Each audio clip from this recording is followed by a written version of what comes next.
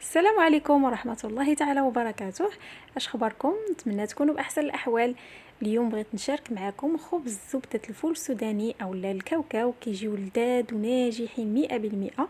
كيجي القوام ديالهم اسفنجي بحال القطن، كيجيو ناجحين ورائعين. الناس اللي متبعين حمية غذائية، الناس ديال السكري اللي عندهم مرض السكري، الناس اللي عندهم ايضا مرض السلياك فهو بدون جلوتين، وكيجيو ناجحين وهشاش بحال القطن.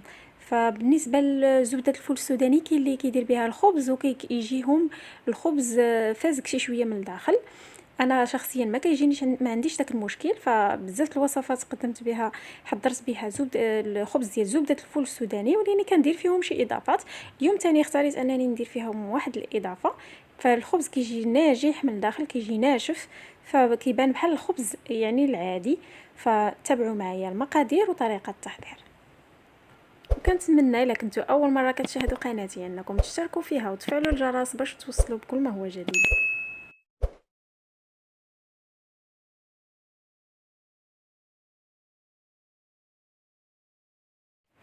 بسم الله على بركه الله. هنا كنحتاجوا للبيض 3 ديال الحبات البيض. الكميه اللي كتستعملوا ديال البيض او هاد المكونات هذه كيكونوا على حساب شحال بغيتوا ديال الخبيزات يخرج لكم. فهنا انا استعملت 3 ديال حبات البيض، استعملت معهم 3 ديال الملاعق ديال زبده الفول السوداني، وواحد شويه الملح، قبصه الملح، وغنخلطهم بحال هكذا بالخلاط اليدوي. يمكن لكم طبيعه الحال تستعملوا الخلاط الكهربائي او الهاشوار. هنا ضفت لهم شويه ديال اللبن، يمكن لكم تضيفوا شويه د الحليب، انا هي باش يخرج لي كميه كبيره. يمكن لكم ما تضيفوهش، يمكن لكم تضيفوا يوغurt طبيعي او جبن يوناني بحال بيرلي.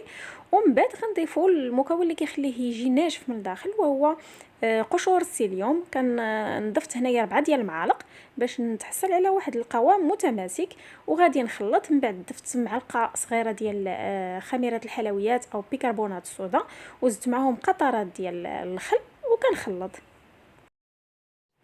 هنا غنضيف المعلقه الرابعه قشور السيليوم. في الاول رانا كنت دايره 3 وهذه الرابعه. صافي غنخلط ونغطي الخليط حتى كيتشرب ليا السوائل. من بعد غندهن يديا بالزيت وغنشكل كويرات بحال هكذا. نجيب الطاوه اللي نكون مفرشه ليها ورق الزبده، نشكل فيها الكويرات وغادي نزين الوجه ديالهم على حساب الرغبه. انا درت زنجلان. بالنسبه للفرن رانا مسخنه على درجه حراره من 180 من قبل. غندخل الخبيزات ديالي يطيبوا من الفوق ومن التحت ونخرجهم. وهذا هو الشكل ديال الخبيزات من بعد ما كيطيبوا. راه كيجيو ناجحين 100%. الناس اللي ما كينجحش ليهم خبز ديال الفول السوداني، هذه طريقه باش تحصلوا عليهم ناجحين وناشفين من الداخل. فنتمنى هذه الوصفه تنال اعجابكم وتجربوها وتاكلوها بالصحه والراحه. نتمنى ايضا الا كنتو كتشاهدوا قناتي لاول مره انكم تشتركوا فيها وتفعلوا الجرس باش توصلوا بكل ما هو جديد. شكرا لكم على المشاهده وبسلام عليكم.